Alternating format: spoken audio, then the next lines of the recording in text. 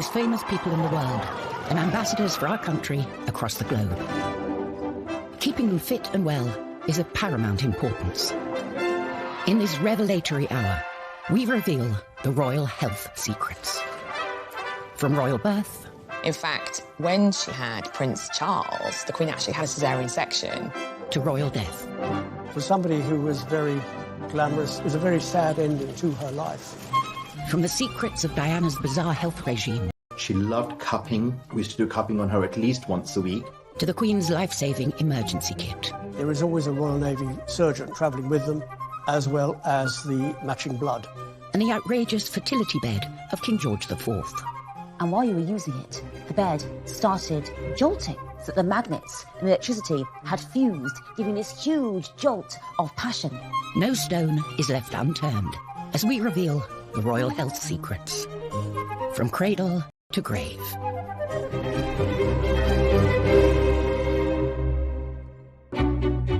The royal family lead lives of jaw-dropping luxury and glamour in return for carrying out their duties.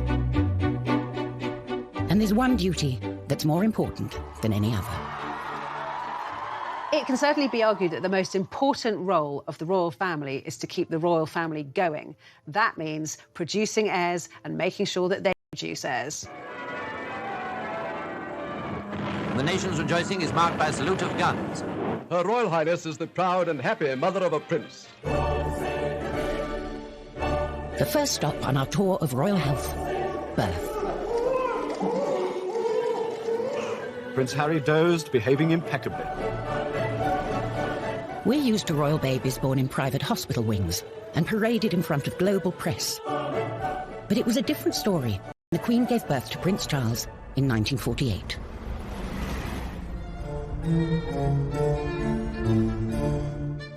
Back then, all royals opted for home or palace births. The three boys were all born at Buckingham Palace. Princess Anne was born at Clarence House purely because the Queen and Prince Philip had moved out of Buckingham Palace because it was being renovated after damage incurred during the Second World War. In fact, when she had Prince Charles, the Queen actually had a caesarean section. She wasn't rushed to hospital.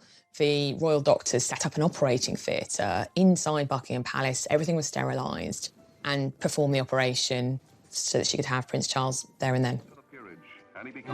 And if you thought her consort would have been there to support her, think again. Well, apparently Prince Philip was swimming and playing squash when Prince Charles was born, which, frankly, is about as useful as a man of his youngest child. By that time, it's thought that the Queen put a lot of pressure on him and said modern fathers and modern husbands are at their wives' bedside during the birth now, so you jolly well can be too. The head obstetrician was Sir John Peel, Ingrid Seawood's godfather.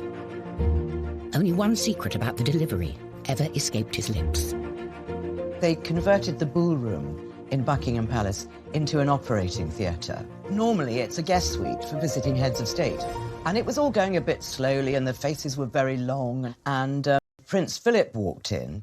And so, as it is Prince Philip's wont to make these kind of jokes, he said, and to think that last week, General de Gaulle was having a bath in here. And that sort of broke the ice, and everybody laughed. In those days, there was no rush to display the baby. There are some very sweet pictures of the Queen in bed, cuddling the baby Prince Edward, and next to the bed are her older children, Prince Charles and Princess Anne, and that group picture of the four of them shows, I mean, Edward was at least a couple of days old by this point, but the Queen was still in bed, kind of in confinement.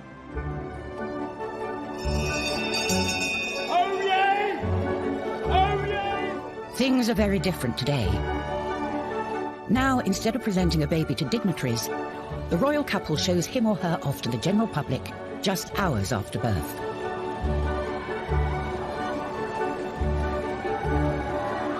And this is where it usually happens. The Lindo, a private wing of an NHS hospital close to Kensington Palace. One of the reasons that the royals have chosen the Lindo wing over other private maternity units in London is because it's aligned to St Mary's Paddington Hospital, so it also has all the facilities of a fully fledged hospital. The first royal baby to be delivered here was Princess Anne's son, Peter, in 1977. Princess Anne was driven to St Mary's Hospital in London for the birth of her child. And in 1982, a media circus, as Princess Diana gave birth to William, the first heir to the throne to be born in a hospital. Prince, Princess and baby Prince emerged to the cheers of the crowd. It must have seemed only natural for William to return 31 years later for the birth of his own son, George. Well, he's got a good pair of lungs on him, that's for sure. He's a big boy, he's quite heavy, but we're still working on a name, so we'll have that as soon as we can. As you might expect, the place where the royals give birth does not come cheap. The Lindo Wing is very expensive. It's around £6,000 for their standard room a night. If you want the deluxe option, it's an extra £300. As this promotional video shows, the Lindo has all the facilities you'd expect. I had my daughter there. It wasn't very glamorous at all. And when Diana had William there, it wasn't glamorous. But now it's quite smart, and still got the knowledge that anything goes wrong, there's going to be a lot of people that are going to be able to help you. So what's it like inside a hospital fit for the future king or queen? Catherine Filkins had her daughter Isla there in 2017, just months before Prince Louis's birth. It did feel a little bit like you were staying in a hotel in terms of they had really nice toiletries that they provided for you in the bathrooms, and you had, a room with your own ensuite bathroom and your own private room. They had selection menus that you could choose lots of delicious gourmet-style food each day. They had the afternoon tea options. You could have wine and champagne if you decided. I didn't do that, but if you wanted to or your partner wanted to, they could partake in that. And really, apart from the amenities, it was much like a normal hospital. Neither, it turns out, did Prince William at the birth of Prince George. William and Kate eventually arrive. They were sort of nervous. The whole room had been sealed off for weeks beforehand, so once it had been security cleared. And William pops his head out of the room whilst Kate is in labour and says, "Oh, could I possibly have a drink?" And everyone's like, "Yes, of course you can." It's like, "Oh, just a glass of water." And they were like, "Of course!" Cold room temperature. And I think they were surprised, obviously, that how sort of low-key Kate and William were. And after the birth, one can relax in style, as Catherine can attest. We had booked a standard room, and when we got to our room, we were in a deluxe suite, and we were led to believe that it was the room where the royals were, and it was huge. The immaculately presented Kate has helped make the Lindo Wing photo call a modern-day institution. Any parent, I think, probably sort of know what this feeling feels like. It's very special. But these photo calls are controversial. Many think they pressure other women to pretend childbirth is easy and neglect their recovery. There was a lot of talk about, did she really have to put tights on? We know that there's this etiquette that royals aren't seen without tights, but seriously, after giving birth, wriggling into a pair of tights must have been quite something. I don't think a civilised nation should be expecting women of any standing in life, whether they are birthing an heir to the throne or not, to do something like that. It was just disgusting. To those people who criticised Kate's appearance, especially with Prince George, what would you want her to look like? Do you want her to look, the future Queen of England, as if she'd been dragged through a hedge backwards? These pictures, particularly the pictures of the birth and the presentation of Prince George, are iconic. It's the birth of a new monarch, and I think we want them to look...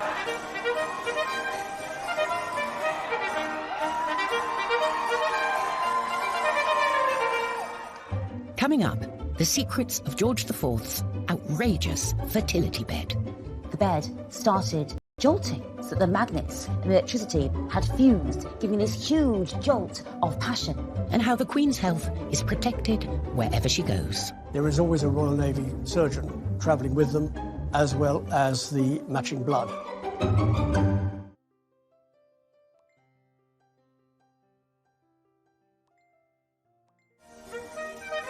The modern royals seem to have no problems in the fertility department.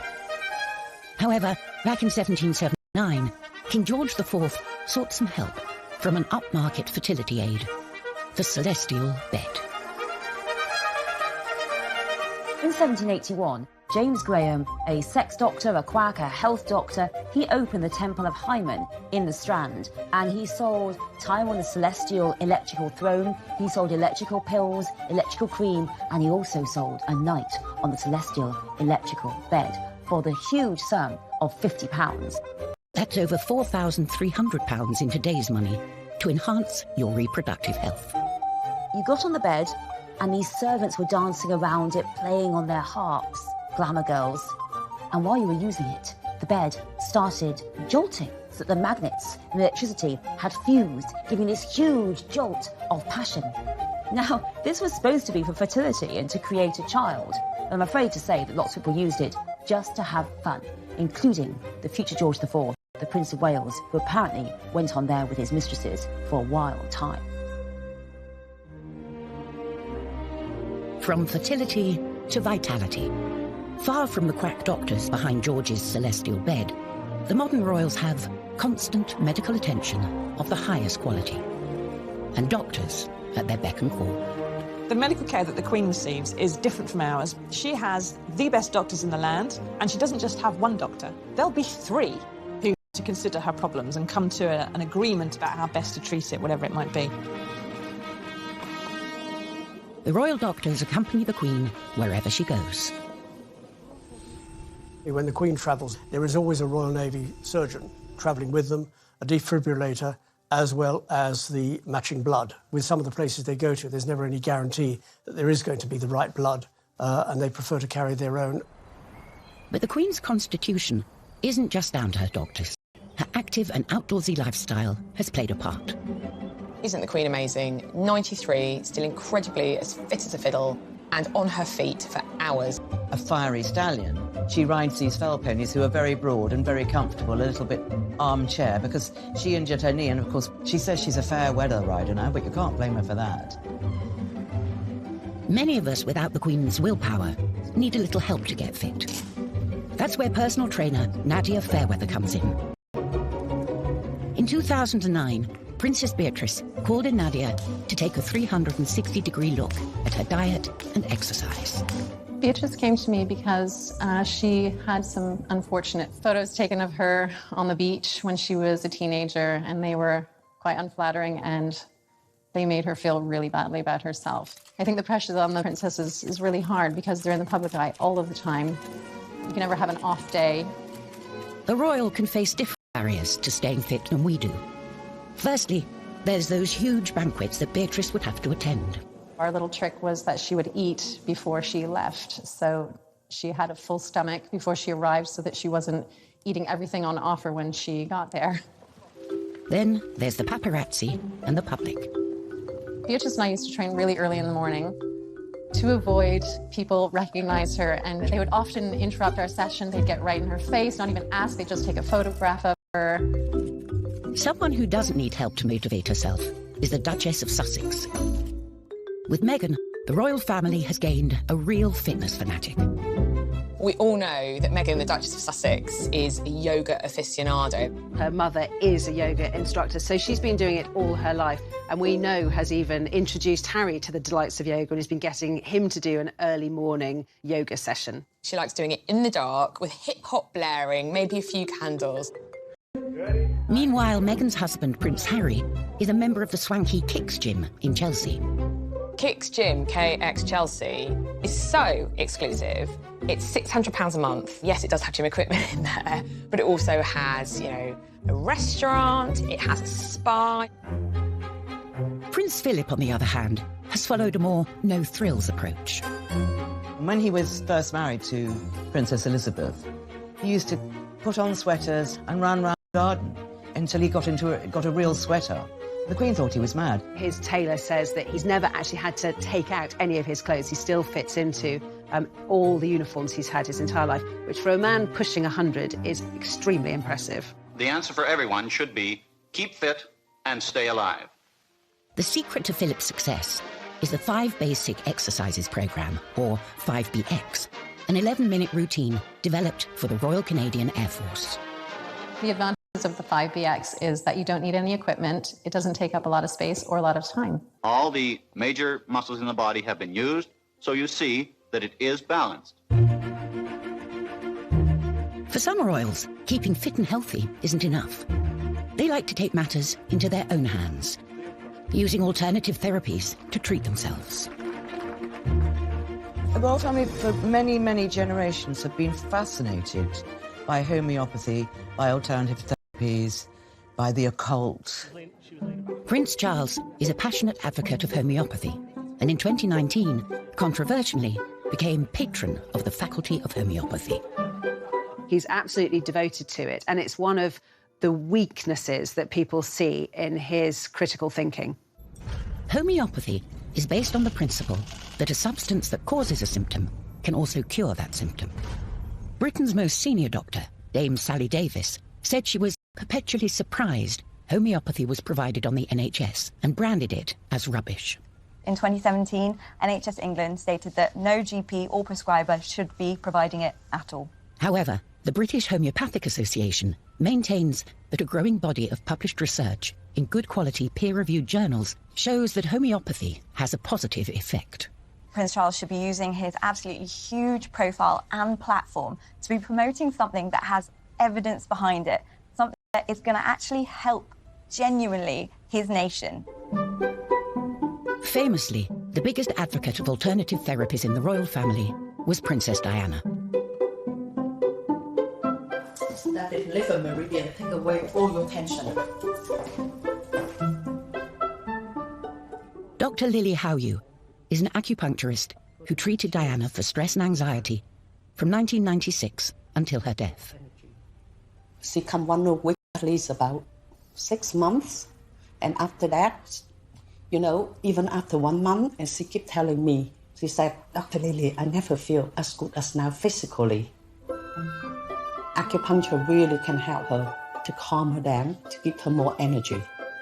And also, she said, before when she faced problem, she easily to break to tear and then lose her temper. And now she just face it. Princess Diana always said, if it can help me, it of course can help other people with similar problem like me. But Princess Diana didn't stop at pins. In his Marylebone clinic, Nish Joshi is practicing an Eastern therapy called cupping. She loved cupping. We used to do cupping on her at least once a week. What you're trying to do is you're improving the flow of blood into a tissue by creating a vacuum to therefore allow detoxification of... At the time of her separation from Charles. And Nish took her holistic health in hand, from cupping, osteopathy, and nutritional advice to cognitive behavioral therapy. Visualization exercises, starting to get her to sort of understand how to meditate, how to start creating a more positive attitude as well. I remember once going into her bathroom and around her mirror, she had Post-it stickers with little positive messages on there. And I just thought that was really amazing that, you know, she herself used a lot of positive affirmations to motivate herself on a daily basis. Nish's relationship with Diana was more than that between most therapists and patients. I mean, sometimes on a Sunday, she would just come over and we would just cook lunch together and just flop and, you know, watch TV, and it was fun. While many people thought Diana pursued fads, Nish thinks she was simply ahead of her time. Diana was really a sort of a trendsetter. She was exploring more natural approaches to her own well-being. Alternative therapies weren't just for modern royals. From Henry VIII's gammy leg to Queen Anne after she had a fit, bloodletting was a favourite medical treatment for 2,000 years. Royalty would be bled at home, but the public might come here, the Old Thomas Hospital, London, now a museum. Bloodletting was used for pretty much everything, from acne, cholera, cancer, smallpox, tuberculosis, herpes, insanity, the plague. Bloodletting was also used for kind of severe hemorrhaging, so maybe everything from a nosebleed to extreme menstruation. And in childbirth and before surgery, people would be often bled to reduce inflammation. For much of history, leeches were the method of choice to get rid of all the bad blood, royal or otherwise. This leech is a European medicinal leech. It has 3 jaws in a shape of a Y, and each jaw has about 125 teeth in each jaw. And it actually saws its way in as opposed to a very sharp bite. Carl picks a leech similar to ones which have been used for centuries on the likes of Henry VIII and George III. This little leech will probably take on between 1 and 3 mils of blood. You can actually just feel the jaws working a little bit, and then when it drops off, the anticoagulant will carry on working for the 10 hours until it'll just slowly keep dripping blood. Carl is lucky the leech is just on his leg. Rumours abound of sexually transmitted infections running rife in royal circles. There's also a case of a gentleman coming into this hospital with gonorrhea. One of the consequences was that it caused one of his testicles, they don't say which one, to swell up to the size of a tennis ball. And it was the overall application of 120 leeches, not all at the same time, placed on that part of the body to reduce the swelling. Until recently, if a king or queen needed an operation, they didn't go to hospital. The hospital came to them. In the past, most wealthy people would have been treated in their homes. They would have given birth in their homes, they would have died in their homes, and the idea of going to a hospital was absolutely anathema because that's where the poor went. And instead, in this case, the doctors would come to them. And that was the case in 1951, when the Queen's father, George VI, underwent a serious operation. It took place in the ballroom of Buckingham Palace, the same place Elizabeth II would deliver 3 of her children. At the Association of Anaesthetists, they have the equipment used in this high-profile and risky operation. This is an ECG machine or electrocardiogram, and it's designed to monitor the heartbeat. It's the quickest way to see if your patient's doing okay or if they're in trouble. In the 1950s, very few hospitals would have had such sophisticated equipment, so the king really did get treated like a king. The king had lung cancer at the time. He was a very heavy smoker, and the operation was to remove one of his lungs. So it was a very serious operation. The assistant anaesthetist on the day was Dr. Cyril Skur. Many years later, he explained how public interest in his health affected George. The most touching thing was that when we went to put him to sleep in the morning, he had all the Sunday papers around him, and they all had grisly details of the operation that he was likely to have. He was very apprehensive of the operation. It must have made him feel a great deal worse. I think they should have kept those papers away from him. Having a pneumonectomy or having one of your lungs removed is a very big operation. It was performed successfully, and the king did come around and survive afterwards. But unfortunately, he did pass away within the year. The Queen's father was treated at home, but that is a thing of the past. Coming up, we reveal the secrets of the Royal Hospital. It's like a posh hotel, really, with kind of operating theatres. And the family medical secrets they kept hidden. His brother, the future Edward VIII, said, "Who's more of an animal than anything else? He's the royal family's dirty little secret."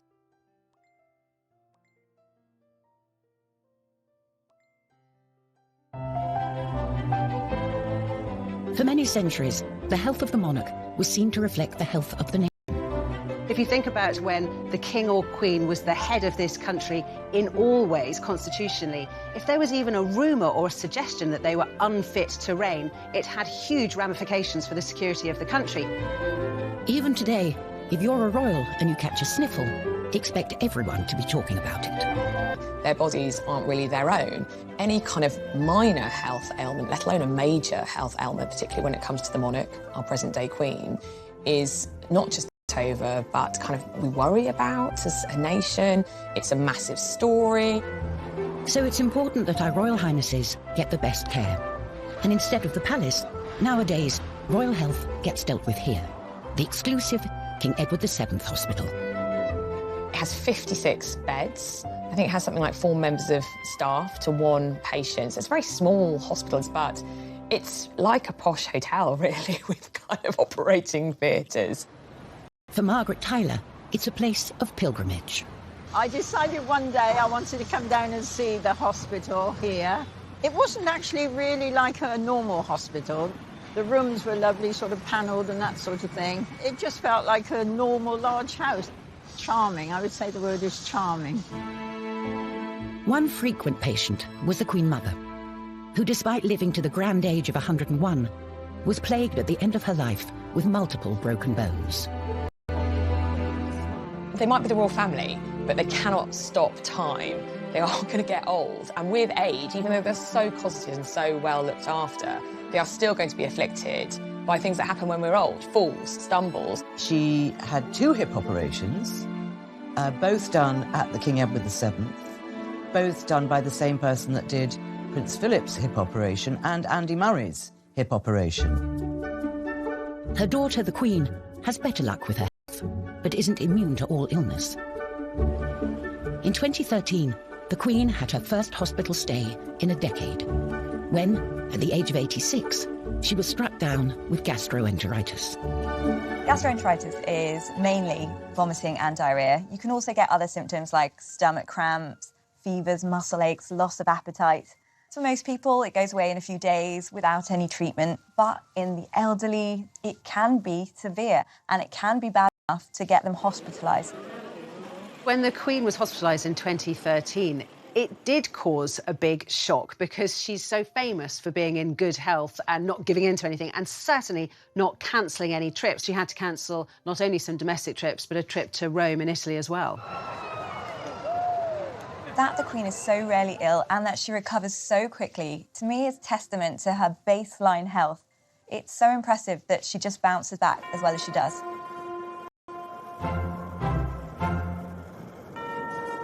Prince Philip is another famously robust member of the royal family.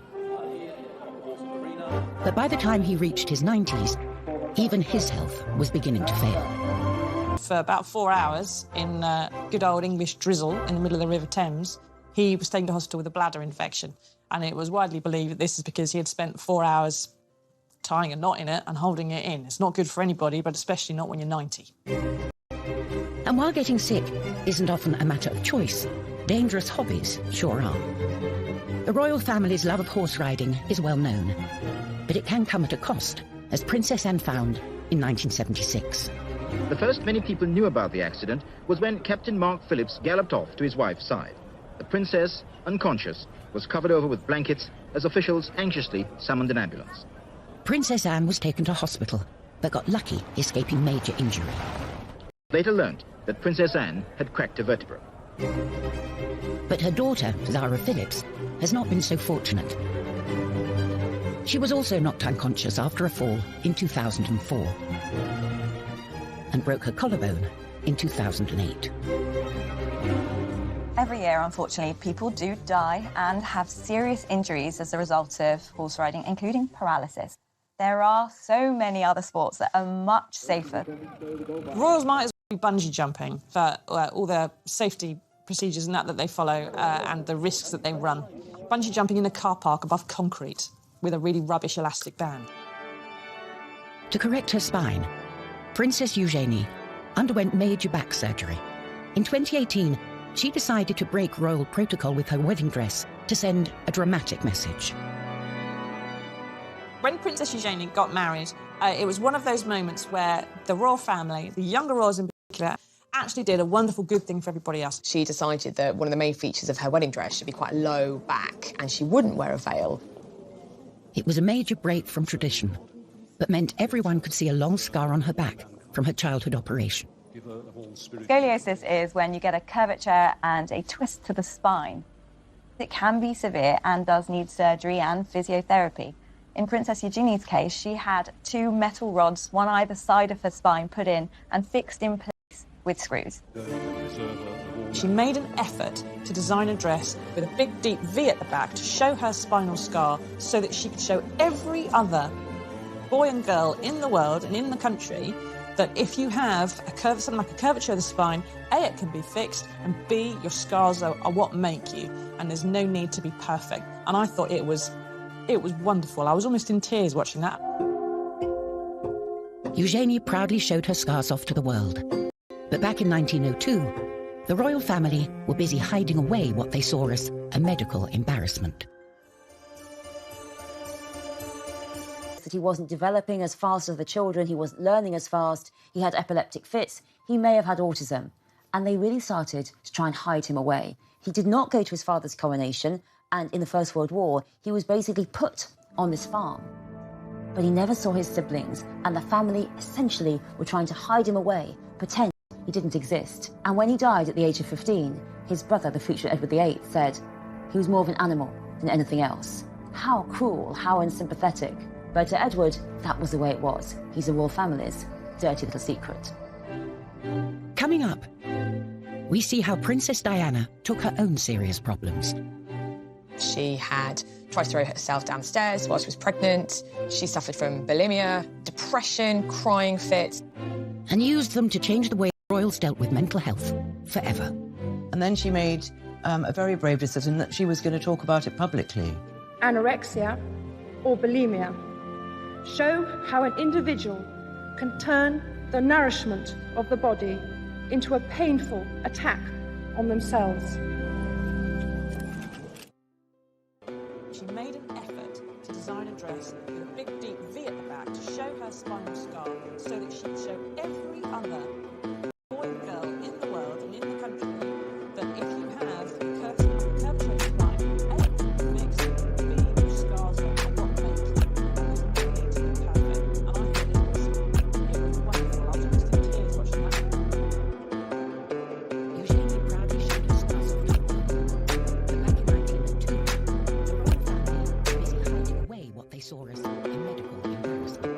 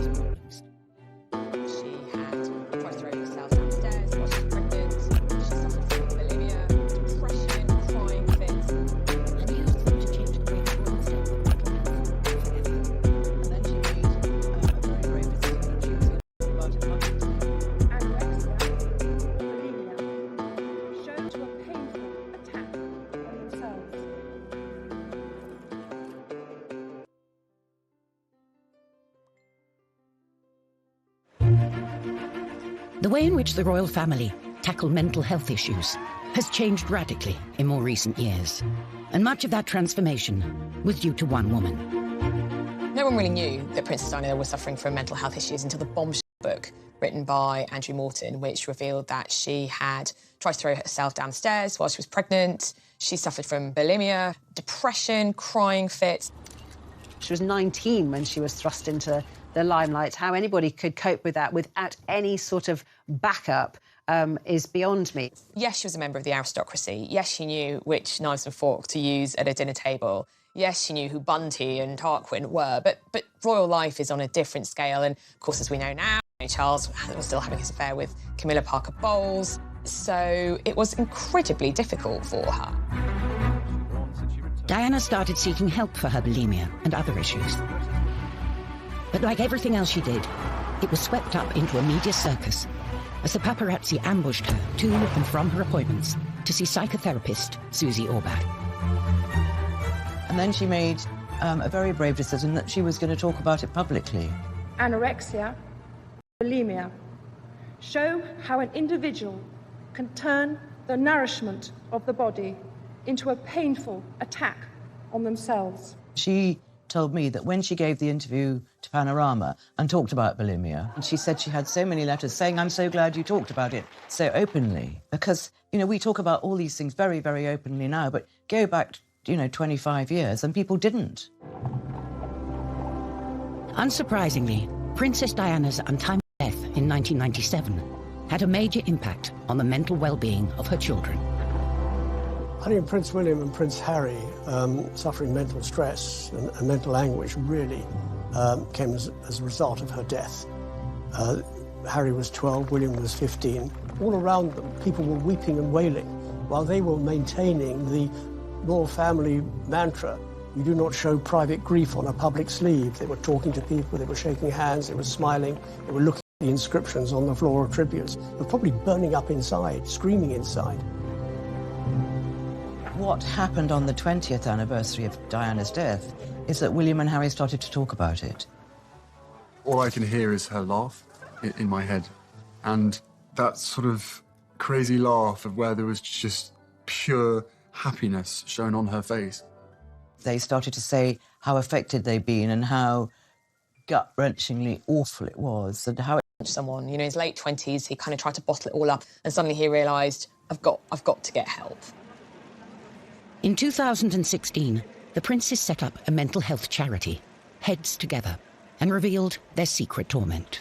Too many people stayed quiet about their mental health challenges.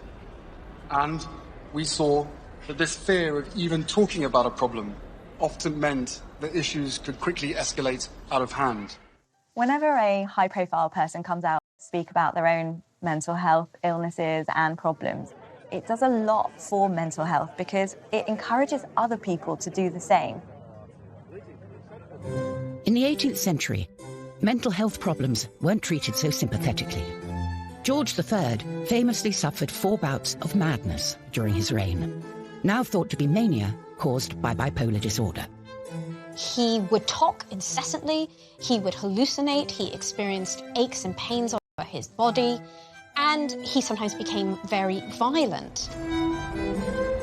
Desperate to cure him, George's doctors detailed his treatments in daily letters to the government. So here we've got a series of letters from the doctors who were looking after George III during the first episode of his illness in 1788 to 89. They had a lot of ideas. They would have been using traditional techniques like bloodletting, blistering, using purgatives like senna, so a laxative. To make him sick. I mean, it was pretty horrific. One of the daily bulletins describes how the king has been in the straitwaistcoat the whole night. So he's basically been tied in his bed. So they talk about what a terrible night he's had. This is someone who his mental health is paramount because his mental health is the country's mental health. So this is a political crisis, but yet it's all about the king's body.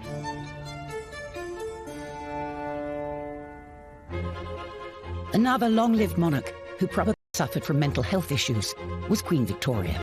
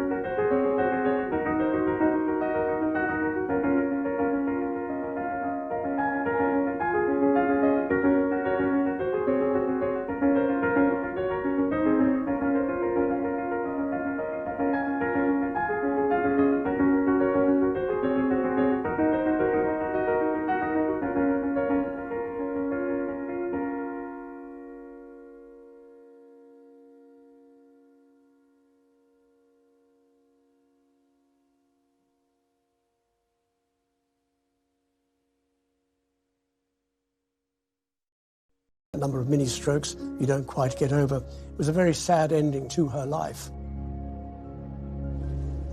Thankfully, her sister, the Queen, is much healthier. And just as well, when we've seen how the health of the monarch has been synonymous with the health of the nation for most of British history.